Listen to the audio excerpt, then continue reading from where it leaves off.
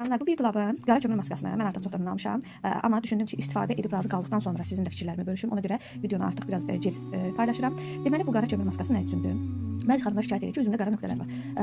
Qara nöqtələr üçün adətən yayılmış nədir? Plasta kimi olan, yəni yapışqanlı şeylər, maskalar. Onu təkcə yəni burun üçün daha komfortludur da, belə deyək. Amma bəzi insanlar var ki, çənə bölgəsində, burun ətrafı, yanaqlarda, həmçinin alnında qara nöqtələr çox olur. Ona görə də ən gözəli məhz elə bu kömür maskasıdır. Çünki bunu göz ətrafından başqa bütün üzə yayırıq və üzdəki o məsamələrdəki qara nöqtələri, çirkli hər şeyi çəkib çıxardır. Həmçinin məsamələri də daraldır və yenidən orada qara nöqtələrin əmələ gəlməsinin qarşısını alır. Bundan əlavə dərinin teksturasını və ton qeyri-bərabərliyini düzəldir, bərabərləşdirir və üzə detoks etkisi verir. Yəni mən istifadə edəndən sonra üzümdə, yəni ilk denəmədən çox böyük bir fərq gördüm. Üzüm dəhşətli dərəcədə ağardı. Ondan sonra məsamələr yığıldı. Yəni çox razı qaldım da. İstifadə qaydası da həftədə 1 və yaxud da 2 dəfə yuyulmuş üzünüzə sürtürsüz. Yenə də deyirəm göz ətrafına yox və 15 dəqiqədən sonra ilıq su ilə yüngül hərəkətlərlə yuyursunuz. İndi sizə içini göstərim. Dediyim kimi mən artıq istifadə eləmişəm. Oy. Belə. Baxın kanallar. Bütün üzünüzə belə yayırsınız. Çox gözəl deyim də, yəni çox razı qalırsınız.